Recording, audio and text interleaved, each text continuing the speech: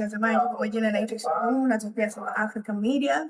Leo bwana, tutaangazia kuhusiana na swala zima la mazingira. Mazingira yote tunajua mazingira ni kitu safi, tunatakiwa tukae sehemu safi. Tuko na mdau wetu wa mazingira hapa katika wilaya ya Bagamoyo.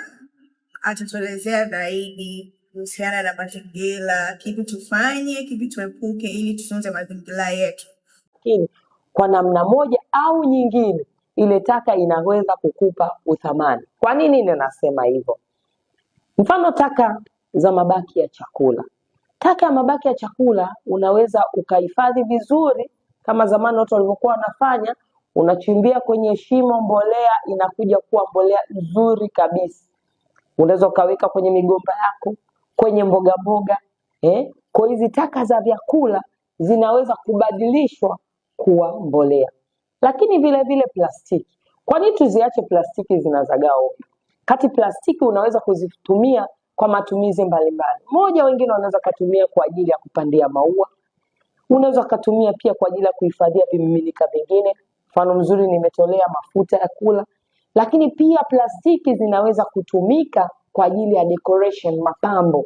Watu wanaweka mapambo kwenye nyumba zao, mapambo kwenye garden, unazipaka rangi vizuri. Hata glasi pia zinaweza kuwa kurejelezwa kutengeneza kitu kingine. Wengine kwenye nchi nyingine kitu kama glasi wanaweza kutumia katika kutengeneza lami, vitu kama hivyo. Kwa hiyo taka, sisi kwetu tunasema taka ni thamani, taka pia ni mali, taka sio ya kutupwa.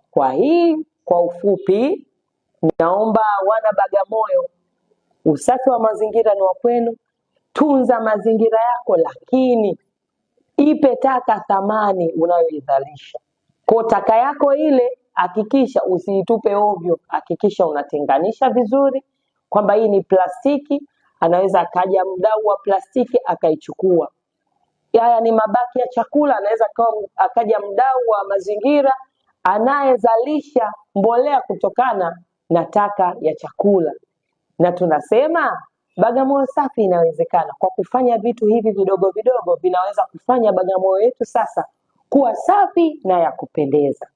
Lakini na kuacha na hili, mji msafi ndio msingi wa maendeleo wa jamii yake. Tuitunze Bagamoyo yetu, weka Bagamoyo safi. Ulikuwa nami mtangazaji wako kutoka Sema Africa. Usisahau kutufuatilia katika media zetu. Tunatumia jina Sema Africa.